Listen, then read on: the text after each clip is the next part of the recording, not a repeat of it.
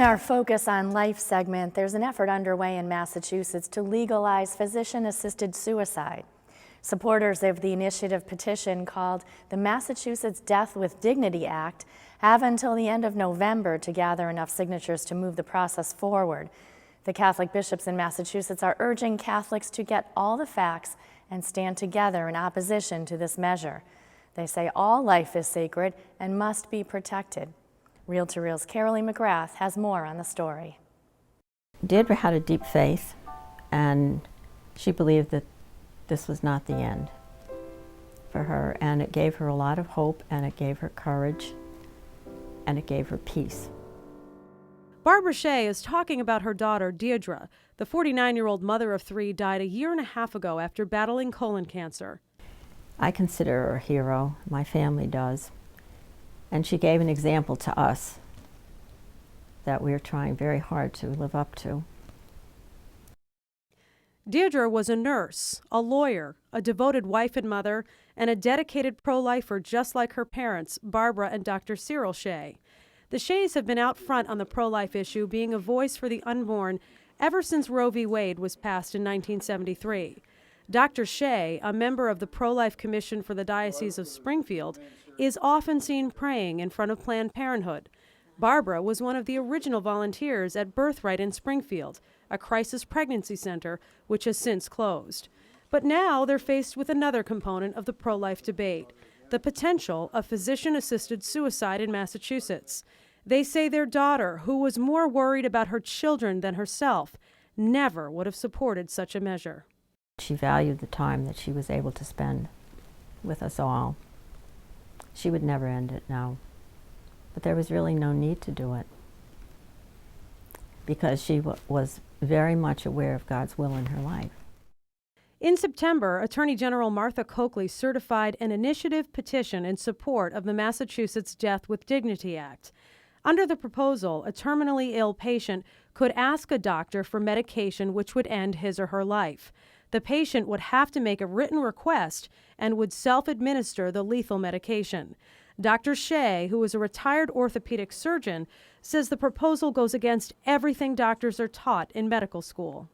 It's contrary to all the traditional medical practice, medical ethics. Hippocrates said, first do no harm, and of course, what can be more harmful than killing a patient? Supporters of the initiative petition have until the end of November to gather close to 69,000 signatures. According to the Massachusetts Catholic Conference, if supporters are successful and the legislature does not act on it in the spring, the measure will be placed on the ballot in November of 2012. Euphemisms are used, and they're used really in these election and these voting processes to try and make people feel more, it's a more pleasant procedure than what killing connotes, and yet killing is the true method of carrying this out. Dr. Shea, who was a battalion surgeon in the Korean War, has seen suffering up close. In medicine today, comfort can pretty well be controlled. Pain can be controlled, and that isn't really a substantial argument. The Catholic bishops in Massachusetts strongly oppose this petition. They say suicide is always a tragedy and is never compassionate care.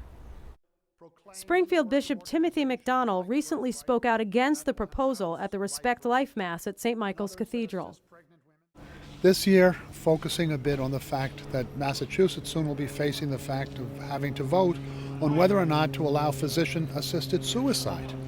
And what that basically is saying that, suicide is okay. The doctor can give you a pill, and with the pill, you can kill yourself.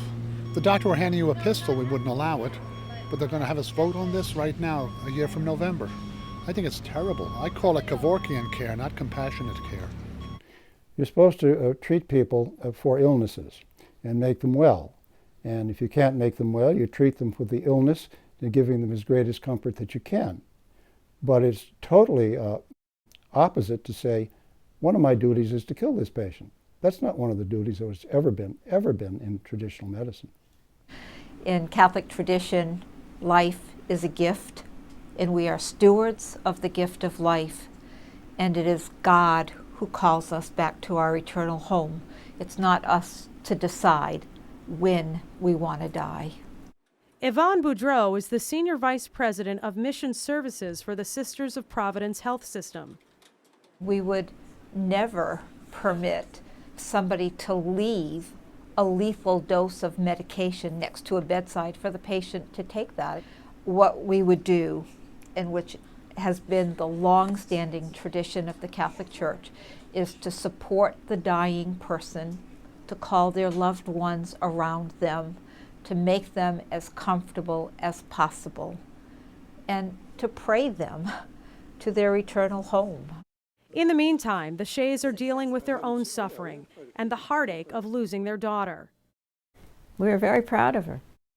The day she died, the doctor who'd attended her internist came up. And of course, I was very, very upset at that moment. And he took me in his arms and he held me and he said, "Everybody loved Dee Dee." And that maybe sums it up more than anything I could say. And the Shays say they hope Deirdre's unwavering commitment to protect life at all stages will give others the courage to defend life as well. Reporting for Reel to Reel, I'm Carolee McGrath.